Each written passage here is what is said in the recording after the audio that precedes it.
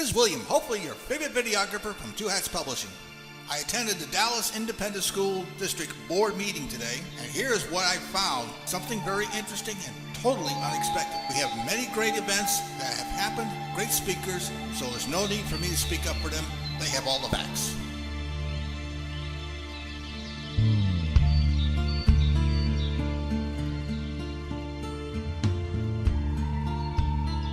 Joining us tonight. It is now time in our program where we recognize those students and staff who have made outstanding achievements and earned significant honors, and those individuals in the community who have made important contributions to Dallas ISD. Do we have any recognitions this evening? Yes. Good evening. Kayla O'Neill, please come forward.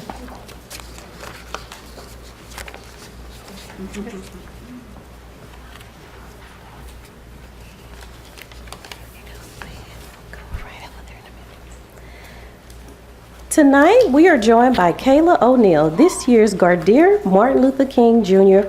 Oratory Competition winner and fourth grade student at J.P. Stark's Math, Science, and Technology Vanguard Elementary School. This year's competition topic, if Dr. Martin Luther King Jr. were speaking at a march on Washington today, what would he say? Kayla's winning speech outlined her ideas on how Dr. King would applaud the efforts and successes of African Americans today, acknowledge the change that needs to happen within communities, and inspire the youth of today to take charge of their futures.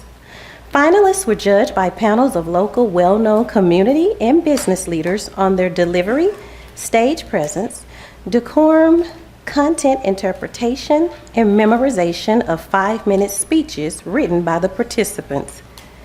Kayla will now share her winning speech with us.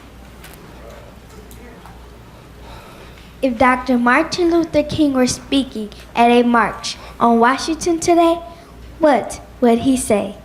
I believe first that he would begin with the positive things that are taking place across the country. He would rejoice to see children of all races sitting in classrooms, learning together, problem solving together, and sharing goals and dreams with each other. He would acknowledge the fact that African Americans have come a mighty long way. No longer do people of color have to go to the back of restaurants, but now they are owners and CEOs of restaurants and all other types of businesses. He would speak about the progress that we have made as a country. I believe Dr. King would of course have to mention the election of our first African American president, Barack Obama. I know his heart will swell with pride.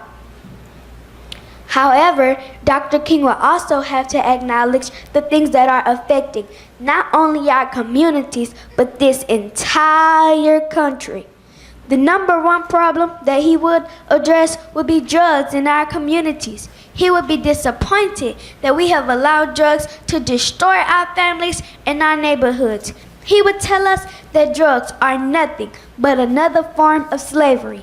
If you chain a man's mind, you chain his future. I believe Dr. King will shout from the steps of the Washington Monument, "People, wake up! No man can ride your back unless it is bent. You have allowed drugs to bend you over until you're almost level to the ground. Get up, people! Wake up, people! Stand up, people! Don't you know that drugs and alcohol are the trick of the devil? We know the job of the devil. It is to kill, steal, and destroy. What are you doing to stop evil in this trap?" Dr. King will certainly address this so-called government shutdown. He would be appalled that America is being held hostage by elected officials unwilling and unable to work together. Then he would say, "Fellow Americans, speak out. Let your voices be heard, for this is completely unacceptable." You see, he would remind us that our lives begin to end the day that we become silent about the things that matter. Can't you hear him say, contact your representative, your congressman, and tell them enough is enough? I believe Dr. King will have a message for the youth today. Then he would say, "Children, what has happened? I hear you being disrespectful to your parents, to your teachers, and to each other. I see your backsides because your pants are hanging to the ground. Don't you know that sagging came from the prisoners? Is that what you equate yourself with, a criminal? Don't you know that you are more precious than a diamond on the deepest parts of Africa? Act like it, walk like it, dream big, and let no one have the right to reign on your dreams. Think like it, believe in yourself, and let no one define who you are or where you are going. A nation that produces soft-minded men buys its own spiritual death on the installment plan. Brothers, get your mind out of layaway and set your mind for the higher calling. One of promise, one of hope, one of success. Young ladies, reveal what's in your mind instead of your body parts. Watch the words that proceed out of your mouth. God created you to be a queen. Walk in your glory. Dr. King would remind us the importance of education and how our ancestors fought, bled, and died for us to have the right to attend any college, anywhere. Equip your mind and you equip your future.